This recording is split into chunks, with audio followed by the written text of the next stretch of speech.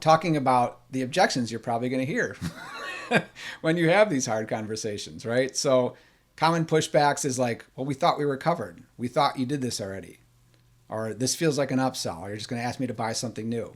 Now that goes back to what approach are we taking, but at the end of the day, we just want to use logic-driven responses and be honest with them. So like a feel, felt, found is easy. Don't make this feel rehearsed, right? But just have this kind of ready is saying something like, I definitely understand how you feel. This is definitely complicated, and maybe we haven't been that great about, bringing it to you in the past. But I will tell you that's how a lot of our clients have felt. But what they found is that after we helped them get a clear picture of where the risk was, they were really confident and had clarity on making their decisions and could decide whether they did or did not want to address our recommendations. And I'm not asking you to take our recommendations and everything. What I'm asking you to do is to find out and take a good look at where your risk is and see if you want to address it, right?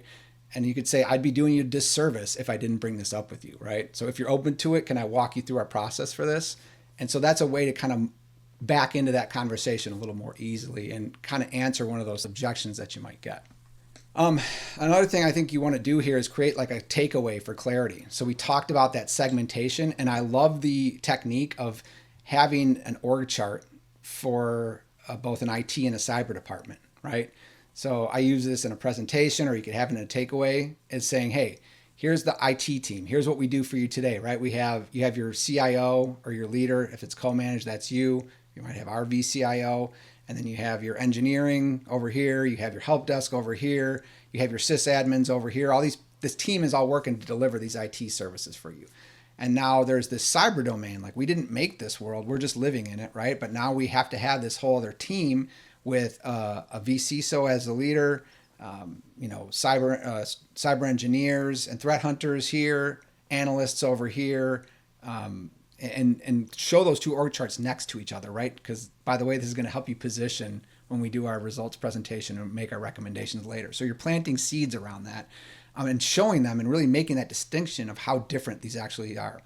Another way to talk about this is like the anatomy of an incident. You can say, hey, when you have a breach, here's how we have to be involved. This is another technique I've used where you take and say, okay, when you report an incident, a threat analyst has to look at it. That has to get escalated to a threat intelligence analyst. Now, you may have outsourced providers doing this, but right, there's still a body in a service that has to do this. So anyways, that gets escalated, and then the VCISO's got to look at it. We have to declare an incident. There's forensics, there's response, like all these things and all these roles have to be responded to every time there's a reported or a real security incident. So that's another way to show that there's all these other things that add into providing this service, right? Then prepare to position that takeaway or the way you're talking about that in your client reviews or your SBRs or even your risk assessment presentations, right? There's a lot more to that, and this is why I say you want to pick the easy clients to talk to first.